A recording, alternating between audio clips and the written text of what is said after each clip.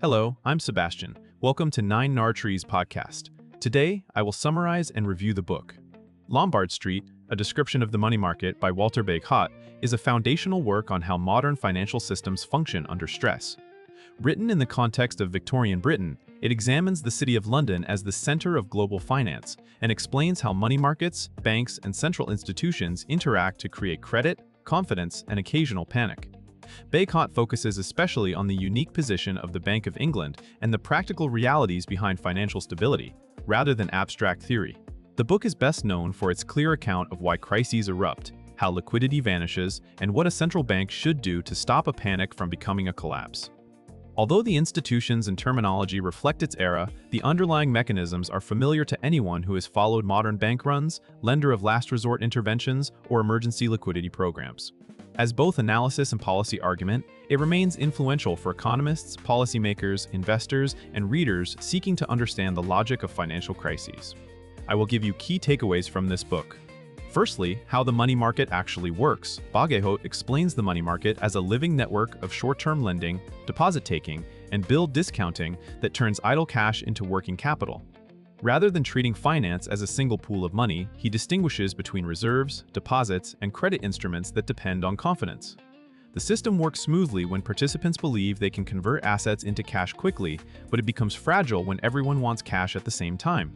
He also emphasizes the practical role of specialized institutions and habits, including the ways firms and banks manage daily payments, settle obligations, and roll over short-term funding.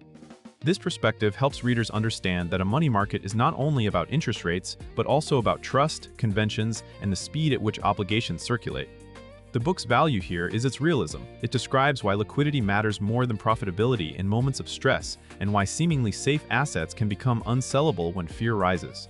Even for modern readers, the core message remains that market plumbing and institutional routines determine whether credit flows or freezes. Secondly, the Bank of England and the centralization of reserves. A central argument is that the stability of the British system depended on a highly centralized reserve held at the Bank of England, whether people acknowledged it or not.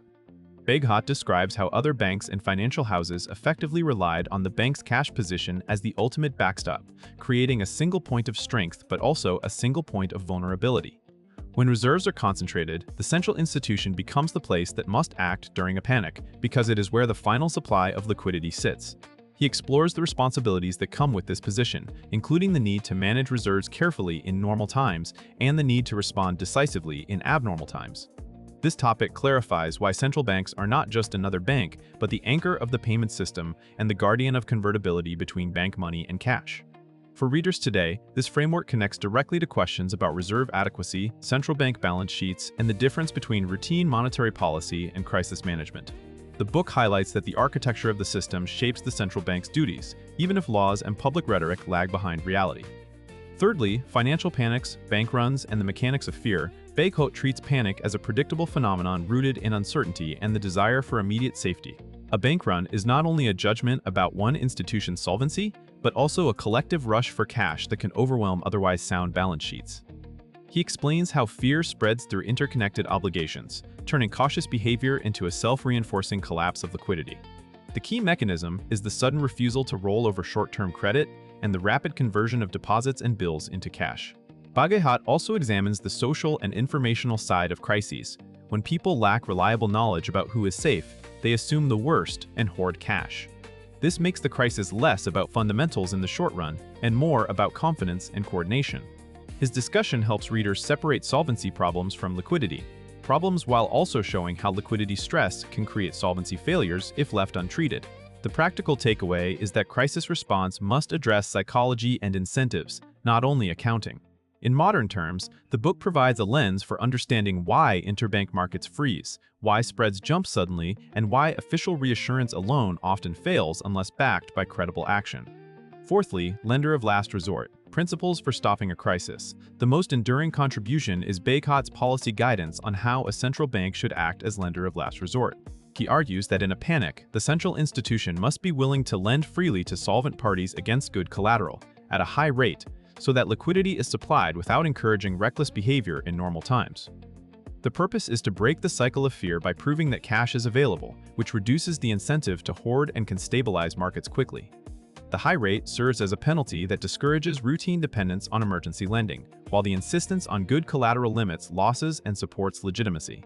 He also stresses speed and clarity. Hesitant or ambiguous support can worsen panic by signaling weakness. This topic remains relevant because it frames the trade-offs of crisis tools used today, such as emergency lending facilities, discount windows, and broad liquidity programs. Readers can use these principles to evaluate real-world interventions, asking whether actions were fast enough, targeted enough, and structured to preserve long-term discipline. Bagehot's approach is not about saving every institution, but about saving the system by preventing illiquidity from becoming a generalized collapse. Lastly, banking structure, moral hazard, and the limits of reform, Bagehot explores how the structure of banking shapes both stability and incentives. When many institutions rely on a centralized reserve, they may take comfort in the expectation of support, which can weaken private prudence. At the same time, the economy benefits from a system that allows credit to expand and payments to run efficiently. He highlights the persistent tension between safety and dynamism, and he is skeptical of purely mechanical reforms that ignore human behavior and institutional realities. This discussion anticipates modern debates about moral hazard, regulation, and the boundaries between market discipline and public backstops. He also considers why certain reforms that seem sensible in theory may fail in practice, because they conflict with entrenched habits, competitive pressures, or political constraints. The value for contemporary readers is the balanced perspective. He does not treat crises as mere accidents, nor does he assume they can be eliminated entirely. Instead, he suggests that systems should be designed to absorb shocks and that public institutions must accept responsibility when they are the de facto guarantor of liquidity. This topic helps readers think about capital buffers, reserve requirements, and resolution regimes as complements to, not substitutes for, credible crisis response. In conclusion, this book is best suited for readers who want to understand the core mechanics of banking and financial crises, including economics students, policy professionals, investors, journalists, and curious readers who have followed modern turmoil and want a clearer framework. It benefits the reader's life by sharpening financial literacy at the system level. You learn why liquidity matters, why confidence can vanish suddenly, and why central banks intervene in ways that often seem controversial. Those insights make it easier to interpret headlines about bank failures, emergency lending, interest rate moves, and market freezes without relying on slogans or partisan explanations. It is also useful for decision-makers in business because it clarifies how short-term funding and cash management can become existential risks during stress. Compared with many similar books, Lombard Street is worth buying because it blends institutional detail with actionable principles, especially on lender of last resort behavior, rather than offering only abstract models or history without policy lessons.